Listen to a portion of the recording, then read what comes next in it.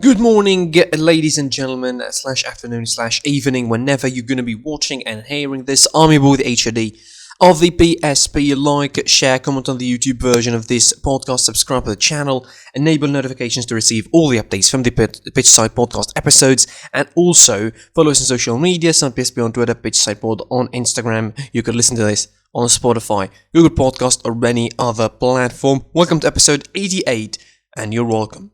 Before we kick off our proper preview for the weekend, let's go through what happened on Thursday, of course, in some quick shots across Europe. Of course, in the Premier League, 3 matches took place yesterday. Of course, Tottenham defeated Fulham away 1-0 in a controversial game.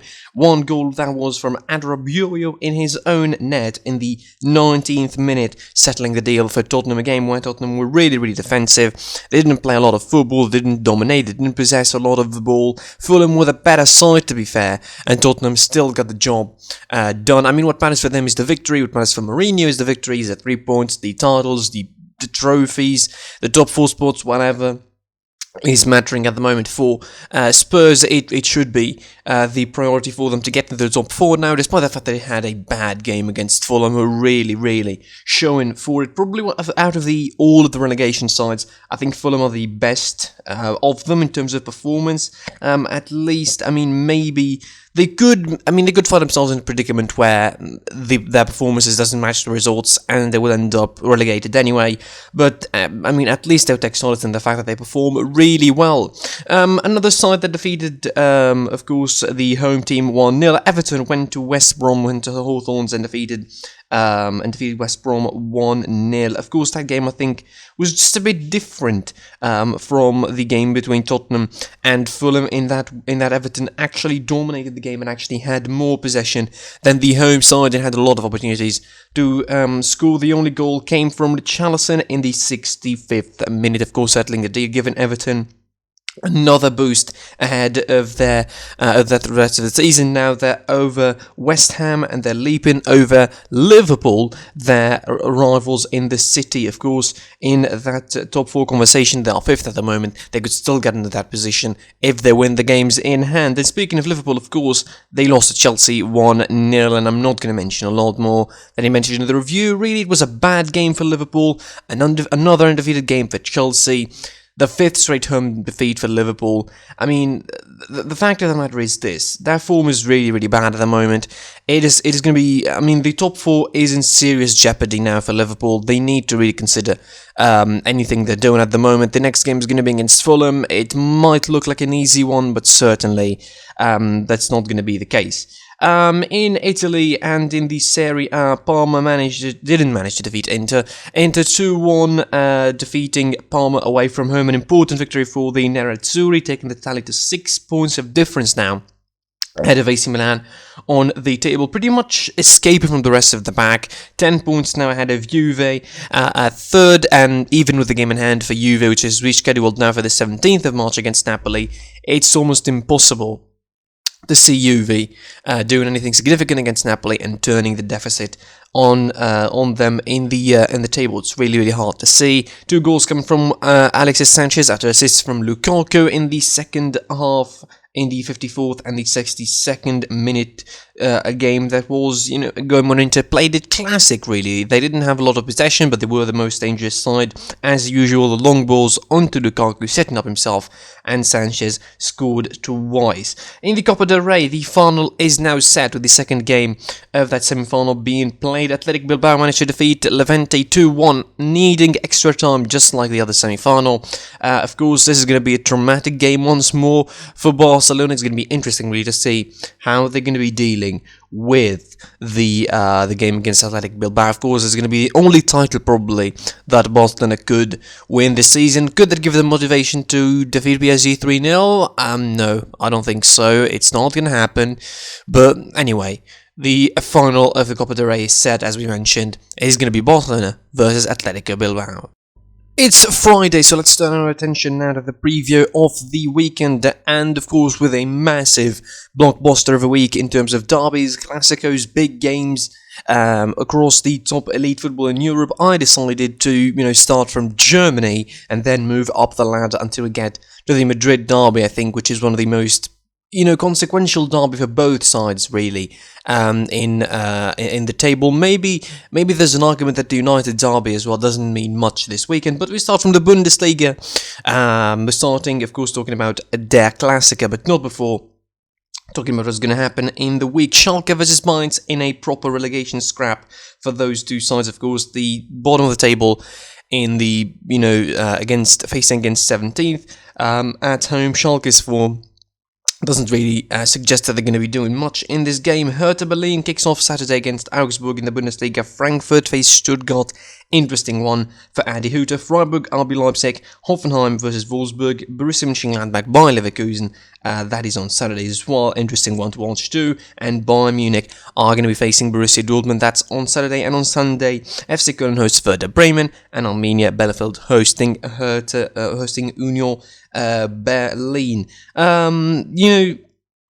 Of course, the big talk is going to be about Bayern Munich versus Borussia Dortmund, their Klassiker. Although I feel, in terms of it's inconsequential for Dortmund because even if they win, they still are not going to move too much up the table. They'd probably be joining Eintracht Frankfurt, and Eintracht Frankfurt, of course, defeated them or drawn against them in the head-to-head games. So it's more consequential now for Bayern Munich. And Bayern Munich need to win their Klassiker. Every year around this time, which is their Klassiker, everybody was asking, could Dortmund do it? Could Dortmund do it? Because it felt for quite a couple of years now that even with Dortmund being a good side, having exciting youngsters, having great players to enjoy, it felt like Dortmund could not do anything when it comes to Bayern. And for the last 5-6 years, maybe even decade, if you can extend this, it felt like Dortmund cannot challenge Bayern. Like since Jürgen Klopp left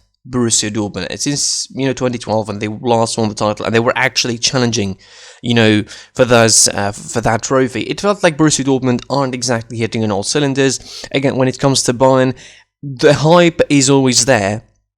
But the form and the actual victories are not exactly there for Bayern Munich, for Borussia Dortmund against Bayern Munich.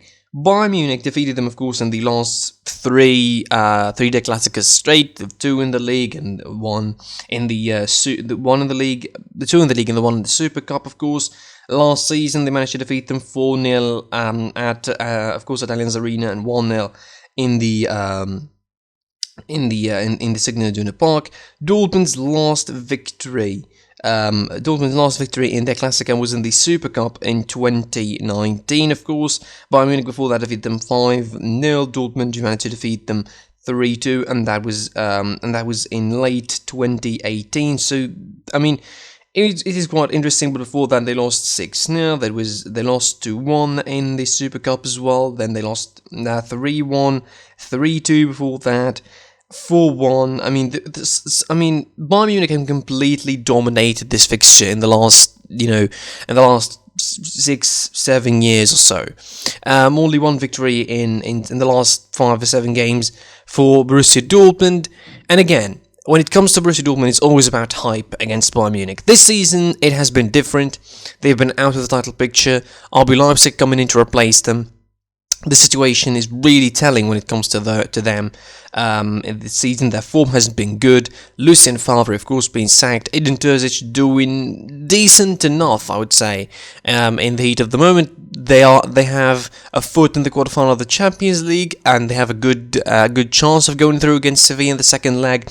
Also, they are qualifying to the semi-final of the Cup. That competition they could win. They would want a trophy, really, to sort of, salvage their season, change the verdict and change the judgment from just a decent season or an underwhelming season to at least an average season. And obviously the aim now for Dortmund is top 4. Obviously they lost their way in the title picture, they lost their way in the Bundesliga standings. 13 points behind Bayern, it's almost impossible, and with their inconsistency as well, like they're not even consistent in their form. Yes, they have 4 wins on the bounce, but their form before that, was the reason why they're not in the top 4 conversation anymore in the Bundesliga. Moving on, really, they're trying to set things in motion. They're trying to just run things around until Marco Rose comes and they start the real project next season. But for the main time, they need to get the top four. They need to get the top four spots, because if they don't do, obviously, one, it's going to be a disastrous season for them, and B, they're going to be losing all of their players, all their big players, probably in the summer, and the club would be probably raided in the likes of Holland, Sancho, I don't know, maybe Bellingham, Giovanni Reina. Teams will be interested in him as well. So it's going to be really hard time keeping those big team or big name players in the club if you're not doing anything significant in the in the season, not finishing a top four, and you're not playing Champions League in particular. For Bayern Munich, they still lack a couple of players, of course, but the return of the likes of Pavard, the return of the likes of Muller as well, Goretzka now, it's almost a fully fit squad, bar current Interley, so it's almost a fully fit squad for Bayern, which is going to be interesting to see. They have been up and down in the last couple of months, Bayern. I mean, not necessarily bad, but they have been a bit inconsistent when it came to the Bundesliga. Of course, a draw against Arminia Bielefeld, the loss against Frankfurt, but that, of course, pushed them to defeat Lazio 4-1, then defeat Köln 5-1, and it should be interesting to see where they go from here.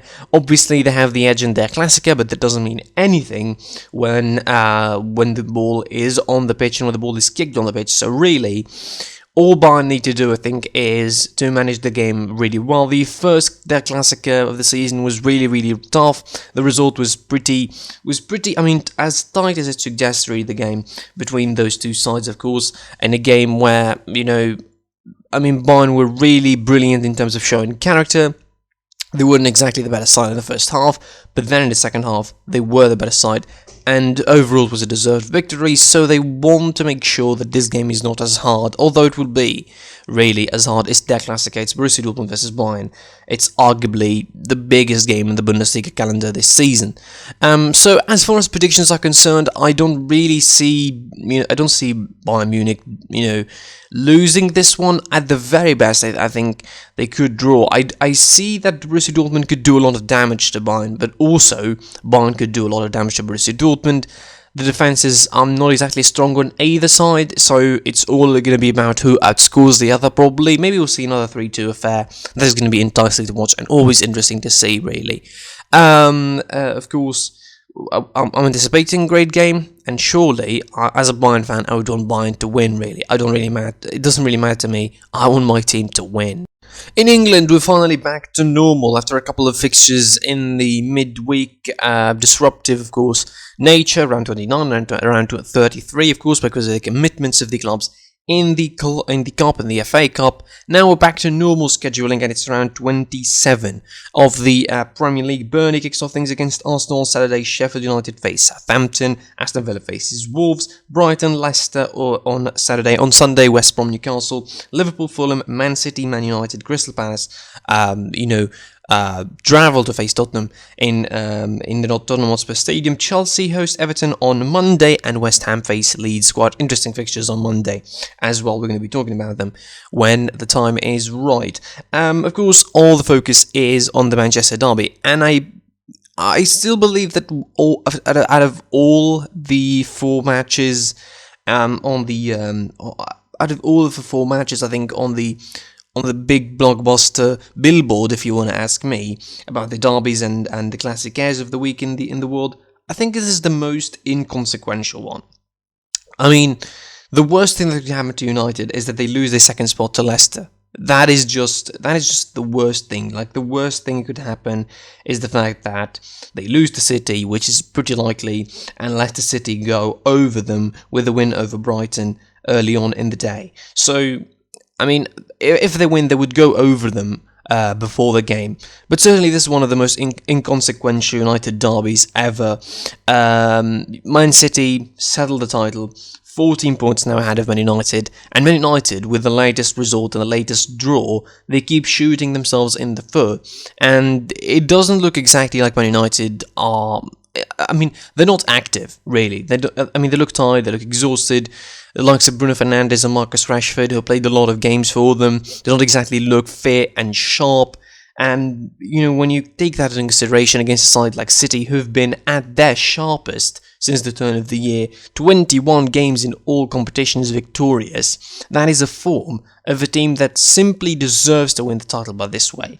It deserves the title, it deserves the Premier League, definitely winning the league. So, as far as consequences or circumstances or, results for this derby, it doesn't really matter in the grand scheme of things. Because if City win, it's normal. It's another City win. It's the 22nd win in a row.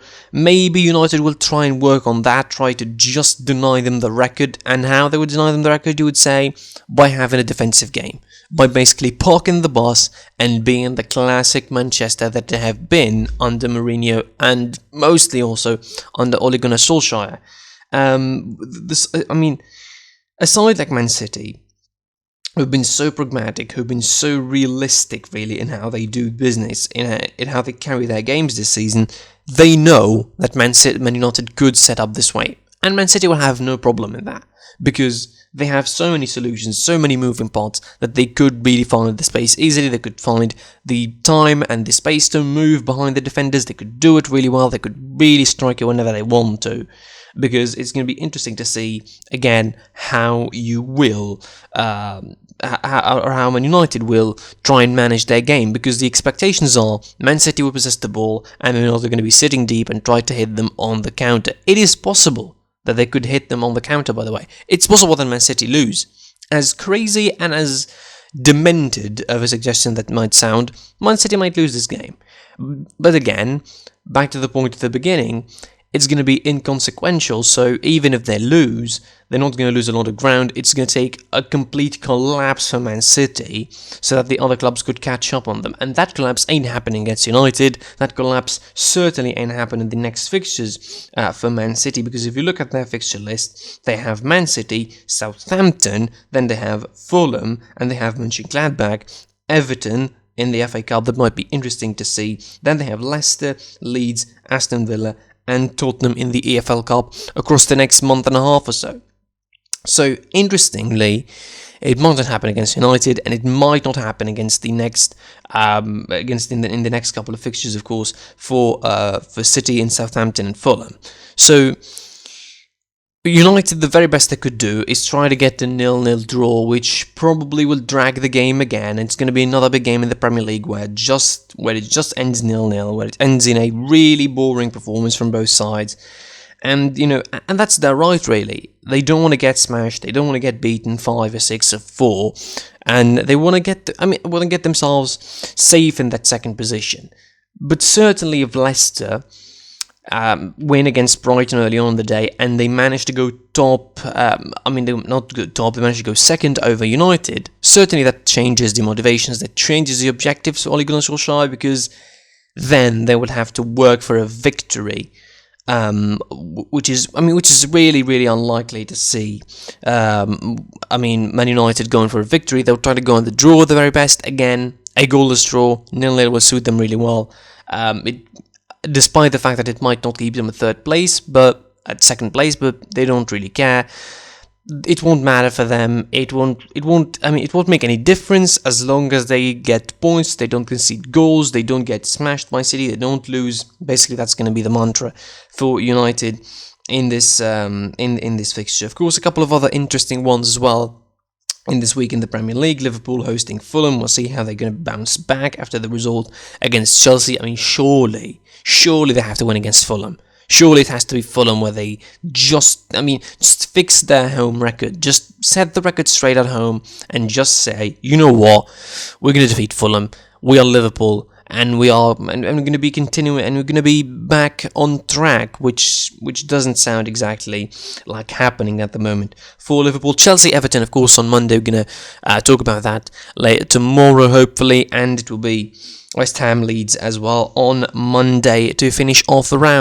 From the Premier League to the Serie A, of course, and the round 26 of Serie A, finally they decided to put a big game on Saturday for all people to enjoy, and it's going to be Juventus Lazio on Saturday. Spezia kick off things against Benevento, by the way. Udinese Sassuolo on Saturday, of course. Juventus Lazio. Roma Genoa on Sunday. Verona host AC Milan, Fiorentina host Parma, Crotone host Torino, Napoli host Cagliari, Sampdoria host Cagliari, Napoli host Bologna, and Inter host Atalanta. That is on Monday. It's going to be a big game for Inter against Atalanta to decide probably where the title is going to be going, depending on the results of Saturday and Sunday. And one of the biggest results will be, of course, Juventus versus Lazio. Definitely for Juventus, this is going to be all about the 3 points. They won't really care about their performance, they won't really care if they're slow and methodical, they won't really care if the midfield isn't working enough, they will only care about the 3 points, because the criticism under Pirlo has been to the way they perform. It's not exactly about the fact they don't have any points or they're not in the title picture, because everybody knows that Pirlo is in his first year. It might happen that they lose the title and lose the trophy, really, but the fact is, Andrea Pirlo is coming under hot water, really, for his performances, for the way he sets up his team, for the fact that the team is so slow and doesn't really seem to be dynamic enough to dominate their games. I mean, the game against Spezia was pretty much an evidence of that, really. When Spezia pushes high and plays a high line against Juventus at Turin in the Allianz Stadium, that's all you need to know about how Juventus have been performing this season. It has been an underwhelming, an average season from Juventus, and you don't expect them to win trophies like that. And the top 4 spot is in serious jeopardy, because depending on the results that are going to take place around them, of course, for the likes of Napoli and Roma and Atalanta and AC Milan, who each of them had an opponent outside of that top 4 spot, Juventus, their opponent this week, mathematically could get into the top 4 if they defeat them. And they could get closer to those top 4 spots if they defeat them in Lazio. And Lazio have been some sort of a bad headache for Juventus in the last couple of years. Of course, they defeated them in 3 out of their last 5 encounters overall. Also, they defeated them. For Supercups, they defeated them in the Cup finals back in 2015 as well. So it's going to be interesting to see how they're going to be doing against Lazio. The last time out, it was a hard game, 1-1 at the Olimpico in the last minute or so, in the last minute from Caicedo, the 94th minute goal. And in that game, I think Juventus will, and the most underwhelming, really, at least in the second half. Lazio deserved the draw at the time, probably deserved even more, but this time, it might sound a little bit different. Lazio, after the loss against Bayern in the Champions League, 90% are going to be out of that competition. They are already, out of the cup. They need to focus on being in the top 4 next season. This achievement maybe won't happen again if they don't get into the top 4 of the Serie A against the Juventus side. That again doesn't give you the best version of itself as of late overall in the season, really. But you expect them at least to get it right. Expect them to get some sort of hold onto what they could do in the season. You expect them to bounce back and to finish the season with such a strong performance and a strong stretch of games in the last 12 or 13 games left in the season, and get into the top 4 spots, because at least that's where they should do if they're not going to be winning the title. And if Inter, for all intents and purposes, look set to win this Serie A title this season. As far as predictions are concerned, I'm not going to really try and set an outright victor, but I expect Juventus to win. It's not going to be the most enjoyable of wins, not the easiest of wins, and it's not going to be the most entertaining of performances, but obviously I think Juventus, for their good, for their own good, they need to win this game against Lazio. It's going to be hard. It's going to be a little bit probably tactical, a little bit cagey at the beginning maybe, but it's going to open up, and certainly Lazio are an entertaining side. They like to go forward, they like to play their game, and we'll see how they're going to be doing against Juventus. As far as predictions and victory are concerned, I think I'm going to go for Juventus, probably a 2-1 victory at the very best. And from the most inconsequential derbies all the way now to the least inconsequential derbies all the way now to the most inconsequential derby of them all, and out of all the big games this weekend in Europe, it is Atletico Madrid hosting Real Madrid. It is the derby. It is the biggest game of the week, I think, at least in terms of the stakes of the game for both sides. Of course, before we get that, let's go quickly through the round match list of La Liga. Valencia Villarreal on Friday, Valladolid, Getafe kick-off Saturday action, Elche versus Sevilla, Cadiz, Eibar, Osasuna versus Barcelona, finishes off on Saturday. On Sunday, Huesca hosts Celta Vigo, Atletico Madrid, Real Madrid, Real Sociedad, Levante, Athletic Bilbao, Granada, and on Monday, Real Betis hosting Alaves. So, and of course, by the way, before that, Atletico Madrid have a game in the midweek against Athletic Bilbao that's going to be on Wednesday.